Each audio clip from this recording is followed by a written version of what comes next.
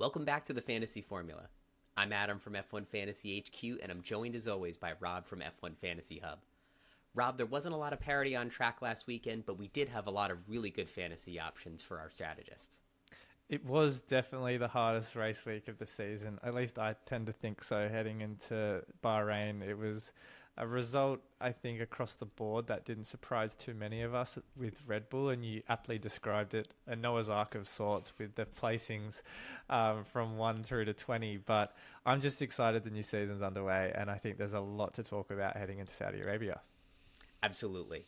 Let's start unpacking this week's show by reviewing the Fantasy Formulas League Leaderboard.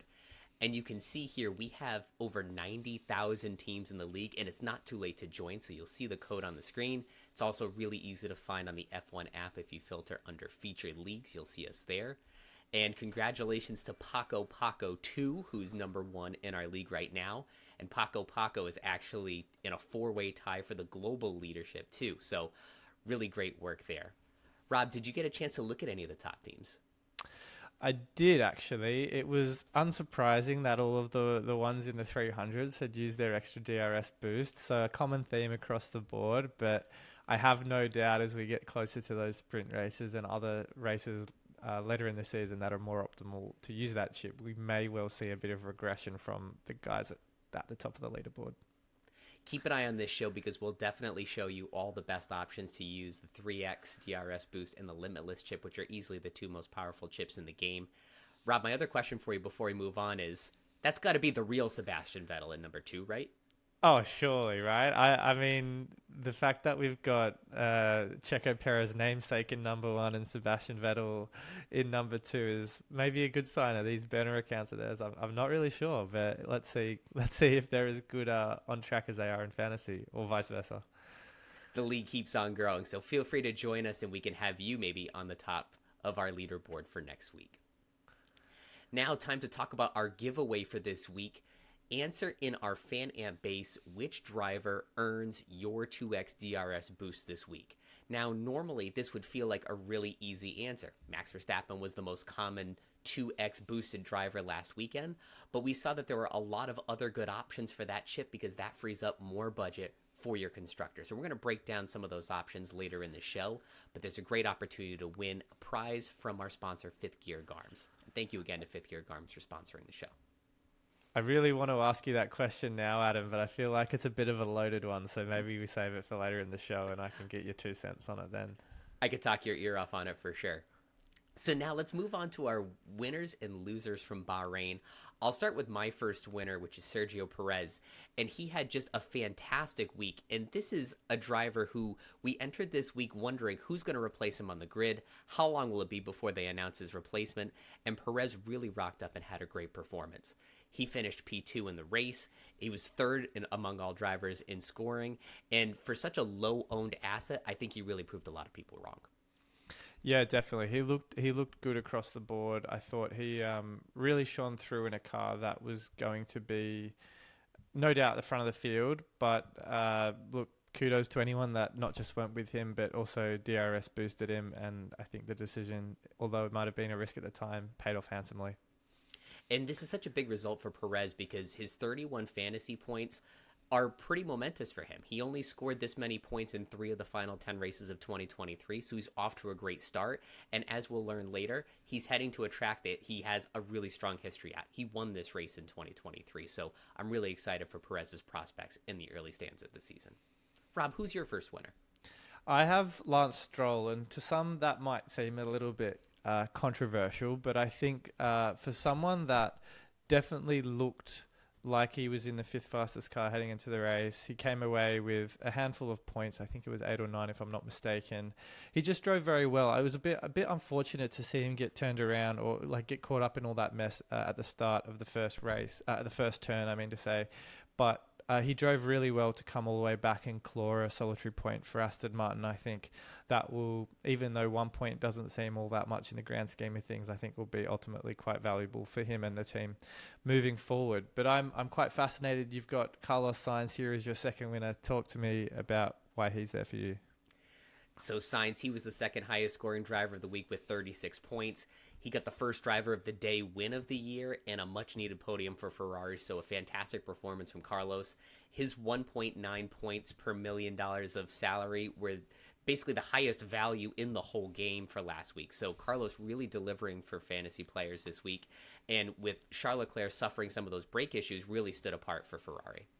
Yeah, he had a great drive and really showed his class the whole way through. That pass on Leclerc, I was a huge fan of it. I think he was trying to kind of stick the knife in and twist it a little bit, given obviously he's out of Ferrari next season. But a great drive from him, particularly after he qualified behind Leclerc in qualifying.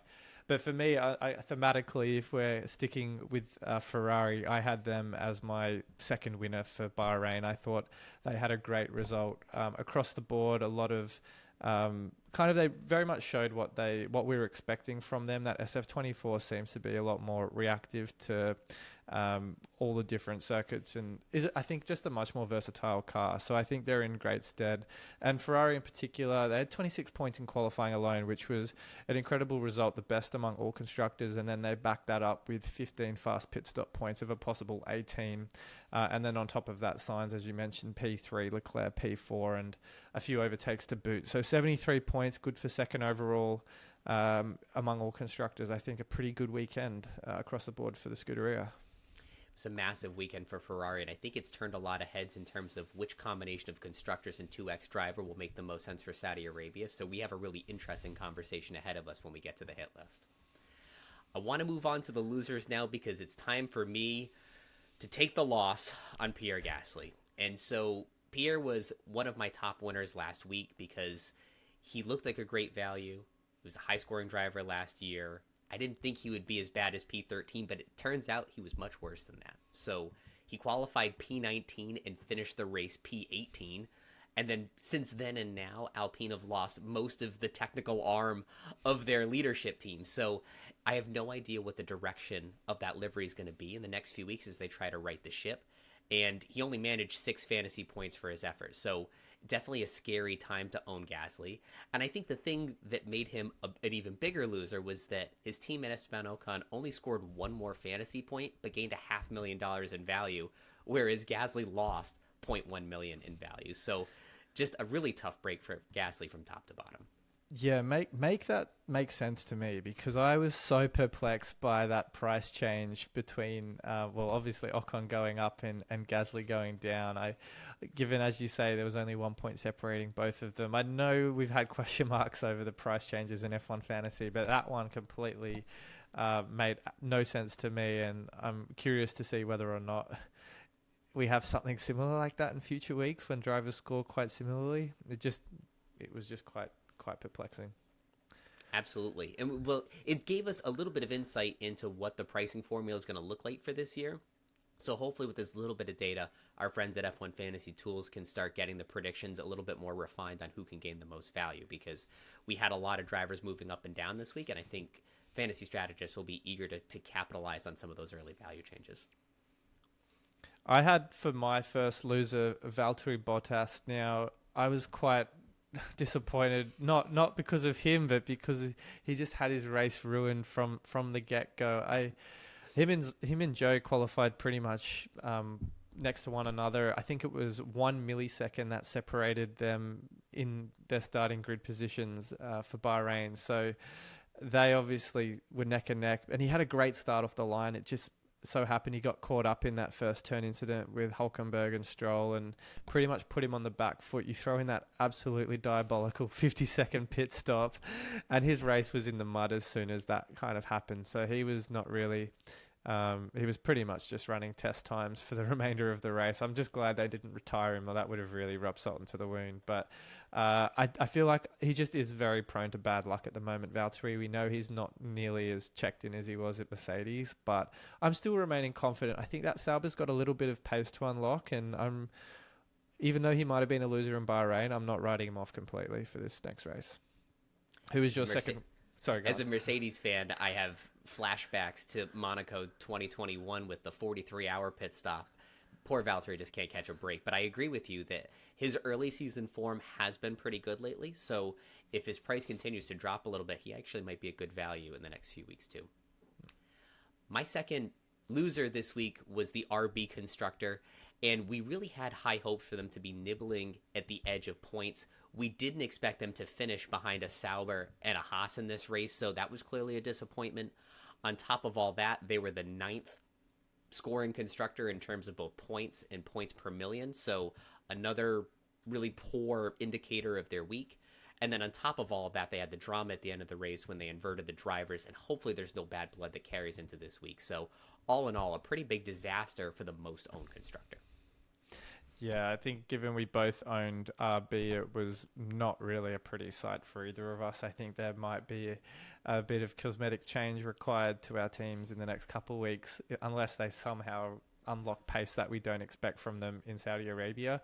But it was a little bit heartbreaking, considering I remained quite optimistic on them into Bahrain. And much like Gasly, RB was the one I was very much driving home until the cows came home. But yeah, hopefully a bounce back performance in Jeddah.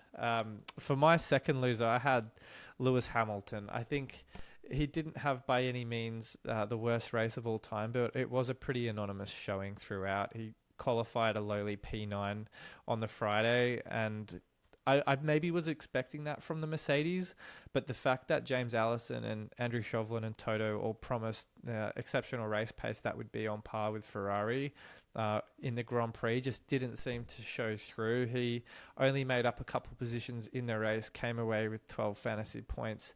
And I mean, not by any means an inspiring drive, but the fact that there was obviously some cooling issues with the Mercedes, and the fact that I think he had a seat problem to go along with that just meant it was not really a race he was ever feeling comfortable in. And given you've got, drivers like Sainz, Leclerc, maybe even throw Lando Norris and Perez kind of all around that $19 to $20 million price point, Hamilton for me feels like the odd man out at the moment. It was disappointing to watch, especially when his teammate George Russell qualified in the top 3. He finished with 20 fantasy points, so he was definitely more comfortable. And like you mentioned a moment ago, Rob, Mercedes is clearly the P3 constructor after Red Bull and Ferrari, so they're clearly going to have to improve in the next few weeks if they want to send Lewis off on a high note. Let's move on now to the hit list, starting with my favorite advice for the first week of the season. And that is that it's just the beginning. Don't freak out. No matter how bad your team did, you still have 23 more races to figure this out. And I think back to Bahrain 2021, where I ran Max Verstappen and the Red Bull constructor when Verstappen and Perez double DNF'd. That was a devastating week for my team. I think it's about as bad as you could do in the opening race, and I still finished in the top 1,000 in the world. It's going to take a lot of work to get back, and we're all going to be in this together, so stay with it. Yeah, I think that's the number one rule for new and more experienced fantasy strategists, is that it is a long road to Abu Dhabi, and you can be disheartened by a couple of bad weeks, especially those early in the season. I myself had certainly a suboptimal start to the season, and I mean, it is discouraging, but I think you just got to stick with it. And as we've stressed, there's the rate of attrition from perhaps some of the less engaged strategists or players out there just means it's more opportunity for you to capitalize on as we progress through the season. So stick with it. Plenty of races to come. And I think chips are also going to be a big difference maker for those people that are willing to hang around a bit longer. This is the time of the year, too, where your world ranking isn't that significant. You think about the teams like we showed earlier, they're at the very top of the world. They've already used their 3X chip, and I've found that those that use the 3X chip this early tend to fade as the season goes on, whereas those of us that save it for a mid-season sprint weekend are going to take a huge bump in our ranking once that happens. And also the teams are so clustered because of how tight the points are.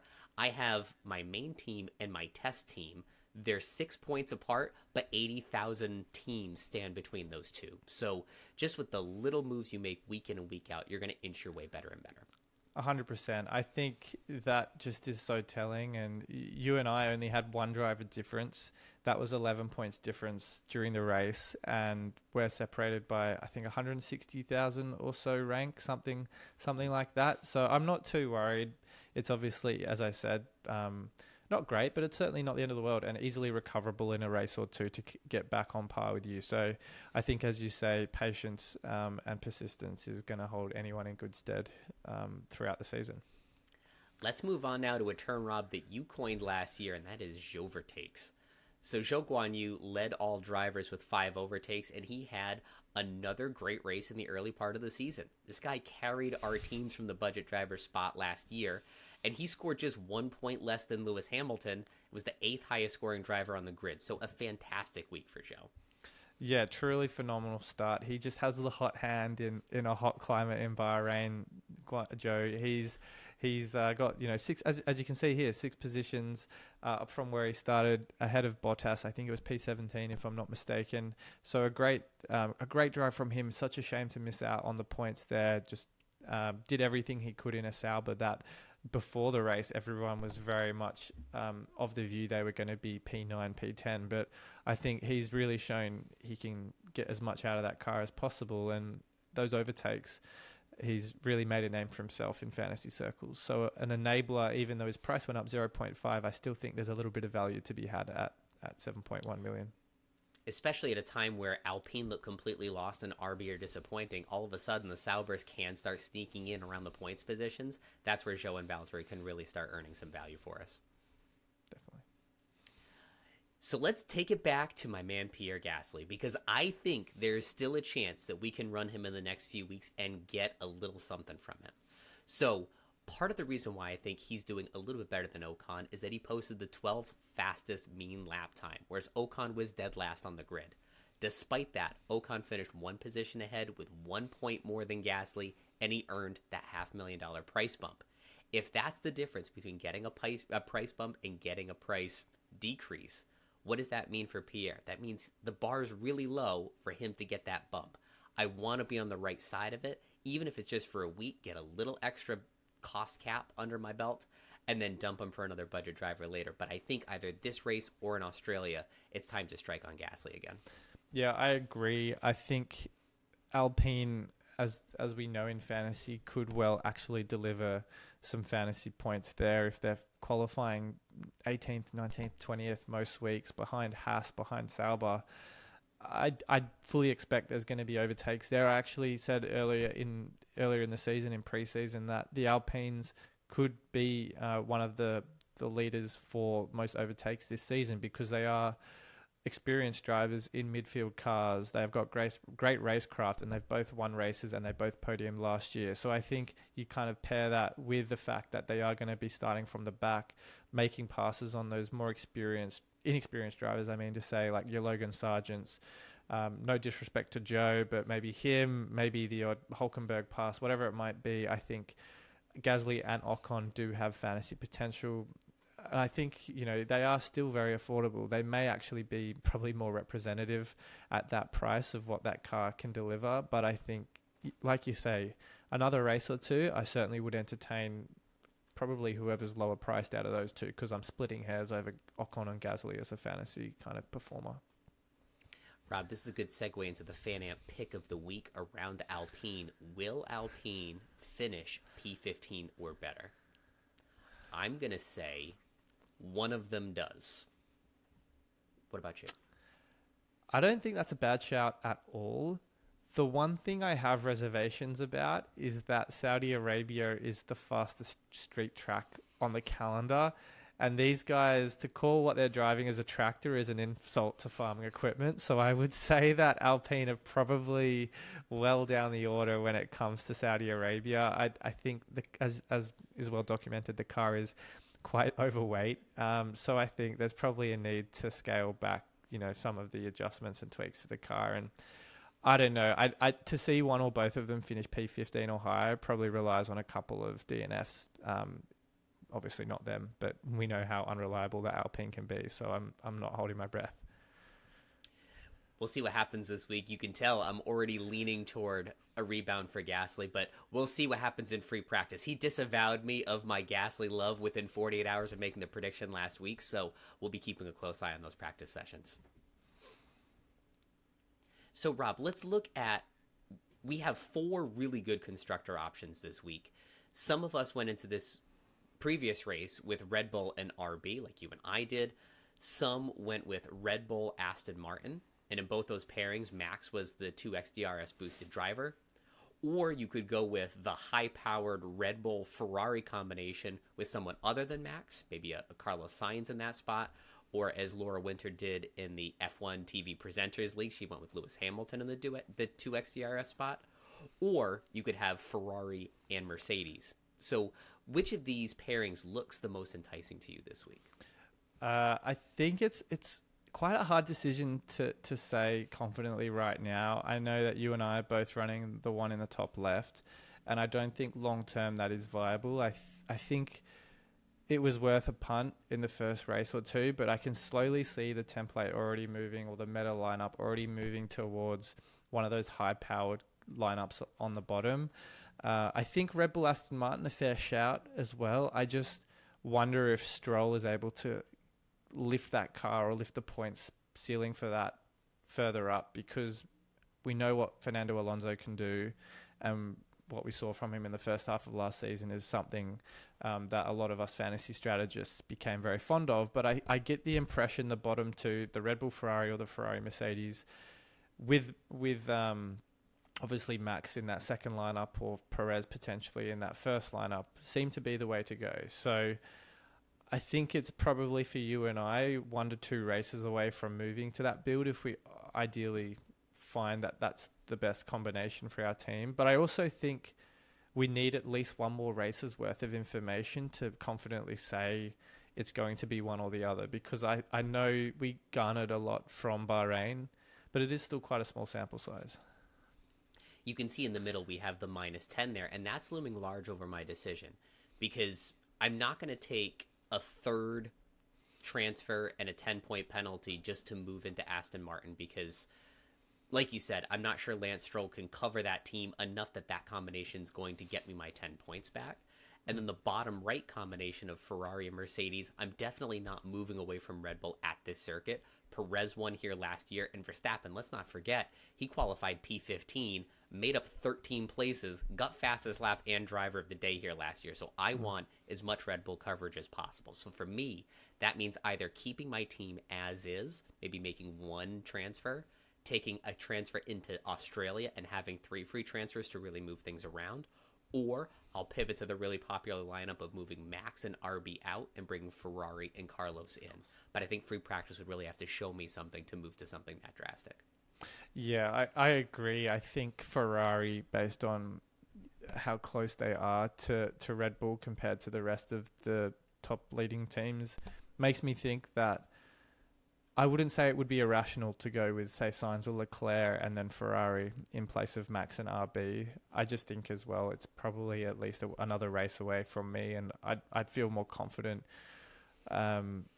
giving myself that time to make that decision and roll that third transfer into Australia, unless, as you say, we do see something in practice that makes me stop and go, okay, wait, we've got a decision that needs to maybe be made this week. I did stress at the very start of the season and before we kicked off that a -10 in the second week wouldn't be ideal, but I'm not ruling anything out at this point. We have a lot to decide in these next few days. And Rob, I think you also shared earlier that RB is bringing some small upgrades this week. So I'll be interested to see if that's enough to convince us to keep holding on to them for this week. Yeah, I mean, you'd have to see something pretty significant from those small upgrades from RB. I don't think it's anything that's going to be drastic, but we did see them bring a number of upgrades through the second half of last year with some success. So if they're able to replicate that and that car goes in the direction that they want it to, where it's maybe nipping on the heels of Aston Martin rather than fighting it out for the battle of nothing with Sauber, then maybe we see some encouraging signs. But I'm not gonna assume anything at the moment. I like it. And so we have just the rundown now till free practice later this week. Rob, you and I are going to be back with Terry from F1 Coffee Corner this Friday for our second live show. And thank you so much to everyone who joined us last week. This was the biggest live show we have ever had. We had almost 800 people at a single time, over 2,000 people over the course of the hour. So thank you so much. I hope you all come back this week. We'll be having a lot of fun going through your lineups, giving away a prize again, and maybe Rob will come up with some more fun Australian quips for us to educate us on the official language of Danny Rick. Maybe. I'm happy to try and start another wager like we had last season, where every time an Australian made it on the podium, I'd do a shoey. But if Oscar drives anything like what we saw last season, I'm probably in for a bit of a rough go this time around. A couple of hungover live streams. I'd hope not. So that's our show for this week. Feel free to head over to the FanAmp app, answer our question to win a great prize from Fifth Gear Garms this week. Send us your lineups in the lineup channel to be featured on our show on Friday. Don't forget about the FanAmp picks of the week. And until then, Rob, have a fantastic next few days, and we'll see you on Friday. Thanks, Adam.